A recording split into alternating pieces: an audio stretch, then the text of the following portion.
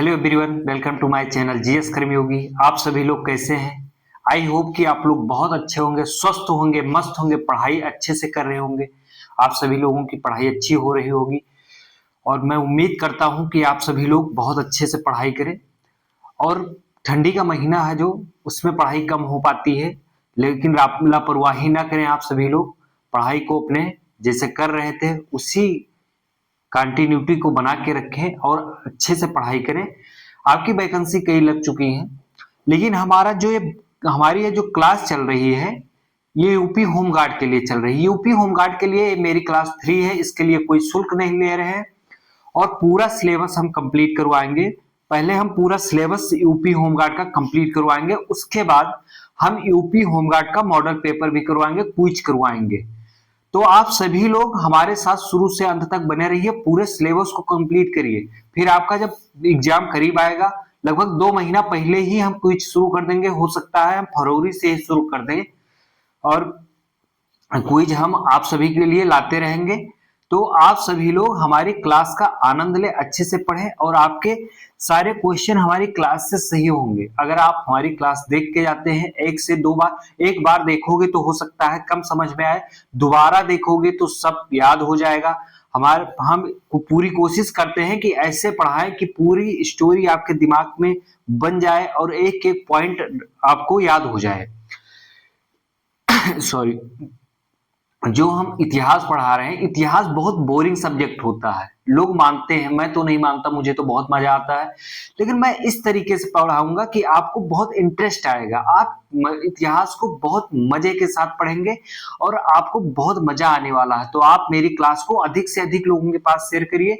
और UP home guard का जो सिलेबस है उसमें हमने सबसे पहले उत्तर प्रदेश स्पेशल शुरू किया है, यानी कि यूपी स्पेशल शुरू किया है। तो यूपी स्पेशल में हम कई कक्षाएं ले चुके हैं अपनी। जो लोग अभी तक वीडियो नहीं देखे हैं वो लोग पिछली कक्षाएं शुरू से देख लें। और आप सभी लोग अब तैयारी शुरू कर दीजिए, कमर कस लीजिए। आप सभी की एग्जाम डेट आ ही गई है, आप सभी को पता होगा 25, 26, 27 अप्रैल को आप सभी की परीक्षाएं होंगी। 3 दिवसीय परीक्षाएं हैं। आपके एग्जाम में जो है 25,30,000 फॉर्म पड़ा है, कंपटीशन बहुत हाई होने वाला है। तो आप सभी लोग अच्छे से पढ़ें और इस क्लास से मैं वादा करता हूं कि अगर आप मेरी क्लास शुरू से और अंत तक बने रहेंगे, पहले तो मैं पूरा सिलेबस कंप्लीट करवाऊंगा, उसके साथ सिलेबस के साथ साथ ही मैं क्विज शुरू कर दूंगा। मैं जितना पढ़ाया हूं और जितना क्विज बन सकता है मैं सब प्रकार के क्वेश्चन बना के सॉल्व करवाऊंगा, यही दोस्त मेरे। तो आप भाइयों बहनों साथ में बने रहो, जब बने रहोगे तभी आपको बेनिफिट मिल पाएगा और आप पेपर देने जाएंगे। आपका पेपर बहुत बेहतरीन होने वाला है अगर आप मेरे साथ तैयारी करें। और कंप्लीट क्लास आपको फ्री में मिल रही है, तो फायदा उठाइए और अधिक से अधिक लोगों के पास शेयर करिए। आइए हम पढ़ते हैं उत्तर प्रदेश का आधुनिक इतिहास। एक क्लास हो चुकी है, हम आज दूसरी क्लास पढ़ते हैं। उत्तर प्रदेश आधुनिक इतिहास में हम अवध प्रांत जो पढ़ रहे थे उसमें हम आगे पढ़ेंगे। अवध प्रांत को दुधार गाय की संज्ञा भी दी जाती है। अवध प्रांत को दुधार गाय की संज्ञा दी जाती है। किस लिए दी जाती है कल मैंने क्लास में नहीं बताई थी, आज मैं बता रहा हूं। कारण यह है कि अंग्रेजों को जिस तरीके से अवध प्रांत मिल गया था, अवध प्रांत के तहत अंग्रेजों को बहुत मोटी रकम मिली, बहुत पैसा मिला। अभी हम आगे बताएंगे। उनको अधिकार क्षेत्र मिल गया, क्षेत्र मिलते चले गए, उनका जो क्षेत्र था वो विस्तृत होते चलेगा और अंग्रेजों का अधिकार धीरे धीरे भारत में वहीं से और प्रसार होने लगा। और अवध जितने खर्चे लगते थे उससे उसकी पूर्ति होने लगी। अंग्रेजों का जितना खर्चा लगता था उससे अब पूर्ति होने। अंग्रेज जो विदेश से पैसा, यानी कि अंग्रेज जो ब्रिटिश राज से पैसा हिंदुस्तान आता था, बुलियन कहा जाता था, अब वो हिंदुस्तान में आना बंद हो गया। अब हिंदुस्तान का पैसा क्या होता है कि भारत, यानी कि हिंदुस्तान का पैसा अब अपने देश से बाहर जाना शुरू कर देता है। कहां जाता है? ब्रिटिश में जाता है। तो फिर जो अवध प्रांत था ये दुधार गाय के काम किया अंग्रेजों के लिए, और अंग्रेजों ने यहीं से, उनके पास जब पूरा पैसा आने लगा और क्षेत्र मिल गया तो उनका एक मजबूत प्रसार बन गया और वो अपने आप को यहीं से स्थापित करने का और मजबूत करने का अपने आप को एक मौका पा गए। और फिर भारत पे आप देखते हैं वो 1947 तक राज किए। फिर आइए हम जानते हैं आगे 1798 ईस्वी में, देखिए 1798 ईस्वी में शहादत अली खां अवध का नवाब बना। 1798 ईस्वी में शहादत अली खां अवध का नवाब बना, जिसने सन जान शोर से, किसने, शहादत अली खां ने सर जान शोर से संधि कर ली। कब की? 1798 ईस्वी में। 1798 ईस्वी में जैसे नवाब बनता है शहादत अली खां अवध का, तुरंत वो सर जान शोर से संधि करता है, जिस संधि को हम चिरस्थायी मित्रता संधि के नाम से जानते हैं, या फिर 1798 ईस्वी की संधि के नाम से जाना जाता है। इसको किस नाम से हम दोबारा बता रहे हैं ताकि आप सभी लोगों को हमारी क्लास में यहीं पे याद हो जाए। चिरस्थायी मित्रता संधि या 1798 ईस्वी संधि के नाम से जाना जाता है। इस संधि के तहत देखिए अंग्रेजों को क्या फायदा हुआ। हम क्यों कह रहे हैं, लोग कह रहे हैं, जो लोग इतिहासविद हैं वो बता रहे हैं दुधार गाय की संज्ञा देते हैं, तो क्यों देते हैं अब आइए देखिए, आप यहीं से समझिएगा, बहुत महत्वपूर्ण है। समझा के इसलिए पढ़ा रहे हैं आपको याद हो जाए। फैक्ट तो पढ़ाना बहुत आसान होता है, कहो तो मैं एक दिन में आपको 50 फैक्ट बता दूं, लेकिन 50 में से 5 याद ना हो तो कोई मतलब नहीं बनता है। इसलिए मेरी कोशिश है कि इतिहास को इंटरेस्ट बना के, अगर आप इतिहास सब्जेक्ट को अगर इंटरेस्टिंग बना देंगे और पढ़ेंगे तो आपको याद हो जाएगी, पूरी स्टोरी भी याद हो जाएगी, एक एक फैक्ट याद हो जाएगा और क्लास में आप पूछेंगे, आपको बहुत मजा आने वाला है। अब देखिए अंग्रेजों को फायदा क्या होता है यहां से। इस संधि में अंग्रेजों को इलाहाबाद का किला और अन्य क्षेत्र प्राप्त हुए। क्या क्या मिल गया? इलाहाबाद का किला मिल गया भाई। अब अंग्रेज अपनी सेना को यहाँ पर रख लेंगे बहुत आराम से, और अन्य क्षेत्र भी मिल गया। जो क्षेत्र इनके अंडर में आ जाता था वहां से राजस्व वसूली होगी ही होगी। आप सभी को पता होगा राजस्व वसूली की जाती थी व्यापक स्तर पर। अंग्रेज लूटे हैं भारत को, और प्रतिवर्ष मतलब प्रतिवार्षिक मतलब 12 लाख प्रतिवर्ष देने का वादा किया। क्या पैसा? 12 लाख रुपए प्रतिवर्ष देने का वादा किसने किया? अवध के नवाब शहादत अली खान ने। शहादत अली खान इस संधि में अंग्रेजों को इलाहाबाद का किला सौंप देते हैं और अन्य क्षेत्र भी, उसके आसपास का क्षेत्र भी सौंप देते हैं, प्लस 12 लाख रुपए प्रतिवर्ष देने का वादा करते हैं और देते भी हैं बाद में। तो आपको समझ में आ गया होगा। फिर हम अवध के बारे में और जानते हैं। 1784 ईस्वी में लखनऊ में प्रसिद्ध इमाम बाड़े, लखनऊ का इमाम बाड़ा आप गए होंगे, जिसको भूल भुलैया के नाम से भी जाना जाता है। 1784 ईस्वी में लखनऊ में प्रसिद्ध इमाम बाड़े का निर्माण आशफुद्दौला ने करवाया था। किसने कराया था? बड़े इमाम, जो बड़ा इमाम बाड़ा है लखनऊ में, उसका निर्माण आशफुद्दौला ने करवाया था। अगर मुझसे गलत हो रहा होगा कि मैंने भूल भुलैया से कंपेयर किया है तो भाई आप देख लेना। मुझे ऐसा लगता है कि शायद उसको भूल भुलैया भी कहा जाता है, लेकिन आप देख लेना, मुझे इतना नहीं याद है। लेकिन ये है कि 1784 में लखनऊ में प्रसिद्ध इमाम बाड़े का निर्माण आशफुद्दौला ने करवाया था। ये याद कर लेना, बहुत अच्छा इंपॉर्टेंट फैक्ट है। वैसे पूछे जाने के चांस इसके बहुत कम है, लेकिन पढ़ लेना एक बार। सफदरजंग भेदभाव त्याग कर निष्पक्षता की नीति अपनाई। अगर पूछा जाता है कौन सा अवध का नवाब भेदभाव की नीति त्याग कर निष्पक्षता की नीति अपनाई थी, तो सफदरजंग। इंपॉर्टेंट हमें लगा इसलिए बता रहे हैं आपसे, ठीक है। इसने लखनवी तहजीब विकसित की। क्या विकसित की? ये बहुत इंपॉर्टेंट है। इसने लखनवी तहजीब किसने विकसित की थी? ये सफदरजंग ने विकसित की थी। लखनऊ को नफाजत का भी शहर कहा जाता था उस टाइम पे। शहादत अली खां द्वितीय ने को 1801 ईस्वी में बेलेजली, लॉर्ड बेलेजली सब लोग लिखते हैं, पुस्तक में लिखा जाता है, लेकिन मैंने बेलेजली ही लिखा है। लॉर्ड इसलिए नहीं लगाया, ये कौन से लॉर्ड थे यार? कुछ लॉर्ड नहीं थे, ये लोग बहुत खराब इंसान थे, हमारे देश के कितनी बर्बादी किए हैं कि क्या बताएं। इसलिए मैं लॉर्ड नहीं लगा रहा हूं। अगर मेरे शब्द से किसी को बुरा लग रहा होगा तो भाई यार माफ कर देना, लेकिन मैं लॉर्ड नहीं बोल पाऊंगा। ये कोई लॉर्ड वार्ड नहीं थे, ये भारत को लूटने वाले थे, सब लुटेरे थे। शहादत अली खां द्वितीय ने 1801 ईस्वी में बेलेजली से अवध की सहायक संधि स्वीकार कर ली। किसने स्वीकार? अवध की सहायक संधि किसने स्वीकार की थी? शहादत अली खां ने स्वीकार की थी भैया मेरे। ये नाम याद रखने, बहुत IMP लगा दीजिए, ये बहुत इंपॉर्टेंट है। सहायक संधि अवध की सहायक संधि कब हुई थी? बहुत बार पूछा गया, पीवाईक्यू उठा के आप देख लेना। ये 1801 ईस्वी में हुई थी।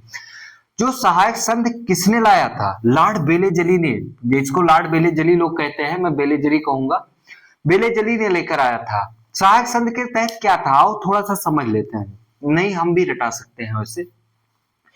सहायक संधि के तहत यह था कि जो शासक, जो नवाब, जैसे अवध के नवाब जो थे, ये सहायक संधि अगर स्वीकार किए तो ये अपनी सेना खत्म करना होता, जो इनकी निजी सेना, अपनी सेना होती थी, उसको भंग करना होता था, खत्म करना होता था।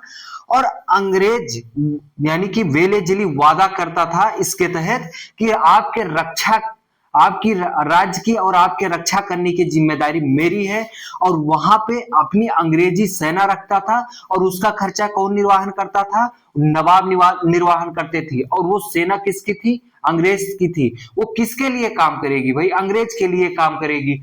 और जब अवध के, अच्छा, अवध के नवाब जो थे वो अपने मर्जी से किसी से, या जो सहायक संघ स्वीकार किया, वो अपने मर्जी से किसी से लड़ाई नहीं कर सकता था बिना इनके परमिशन के। तो जब वो किसी से युद्ध नहीं कर सकता है तो आपकी सेना का सिर्फ पालन पोषण कर रहा है। तो अंग्रेजों ने ये जो नीति अपनाई, बेलेजली ने, एक बहुत आगे चल के इनके विकास में बहुत बड़ा कदम साबित होगा। बहुत इनके लिए, इनके हिसाब से ये नीति इतनी अच्छी थी, ये नीति आगे चल के इतना बड़ा विकास की कि पूरे भारत पे इन्होंने अपना अधिकार जमा लिया।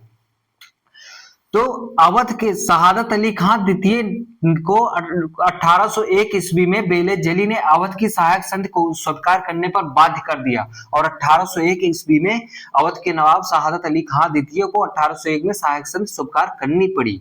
ठीक है, समझ में आया? ना समझ पाए होंगे कमेंट में बताना।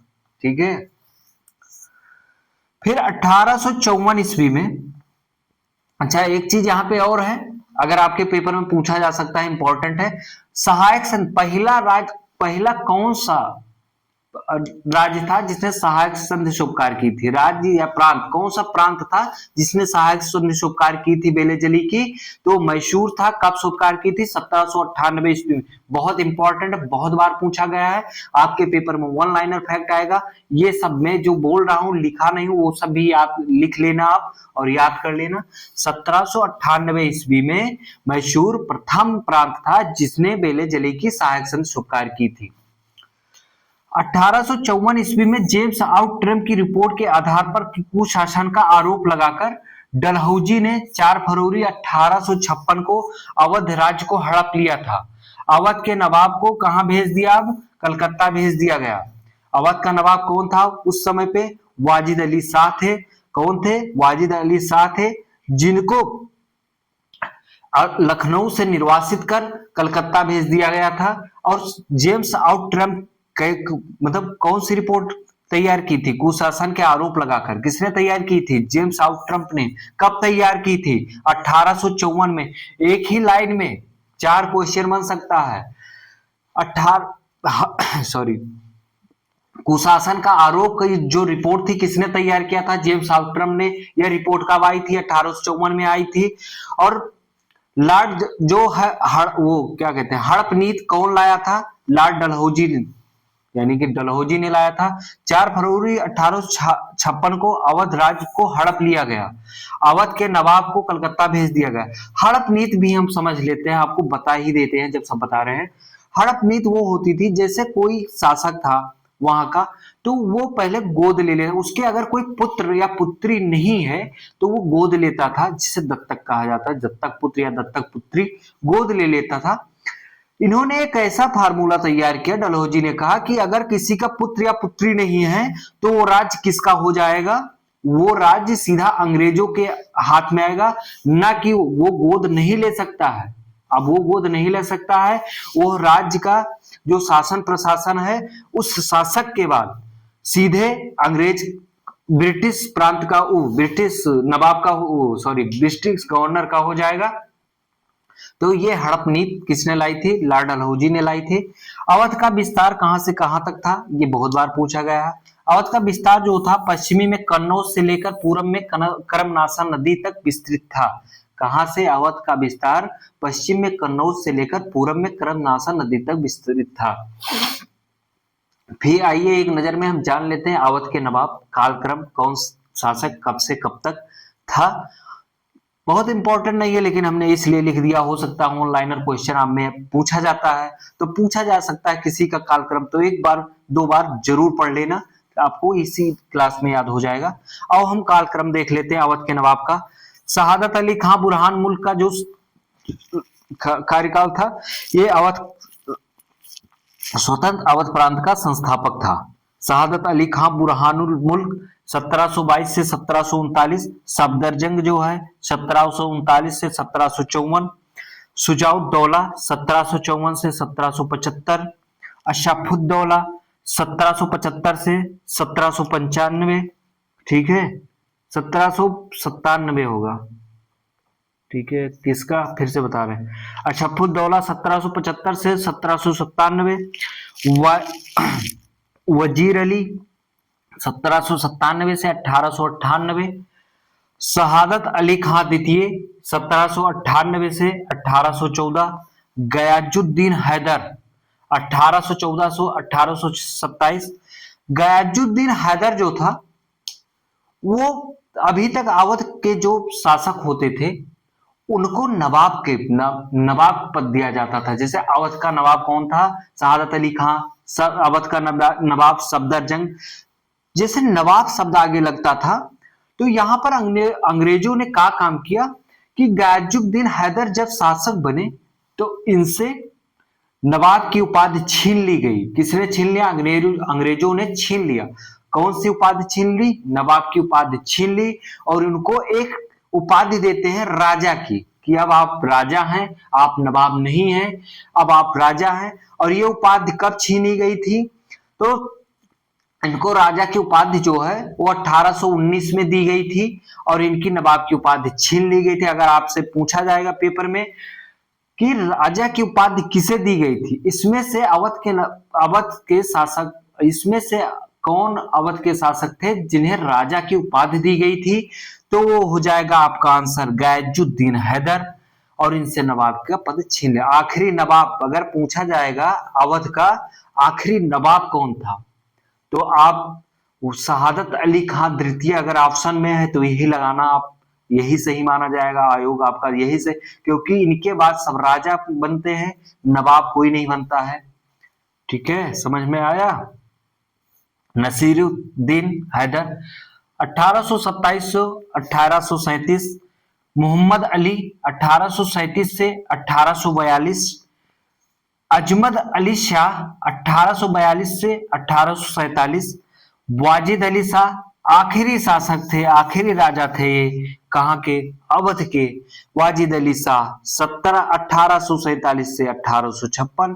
तो इस प्रकार सभी शासकों का कालक्रम था, तो उस कालक्रम भी एक से दो बार जरूर देख लेना, पूछा जाएगा आपके पेपर में। तो जितने इधर के जितने फैक्ट पढ़ाए हैं बहुत इंपॉर्टेंट है, आप सभी लोग रट लेना और क्लास को अधिक से अधिक लोगों के पास शेयर करिए। आप सब लोग बहुत कंजूसी कर रहे हैं। फिर अब हम चलते हैं, फिर अगली क्लास में मिलेंगे। थैंक यू, जय हिंद।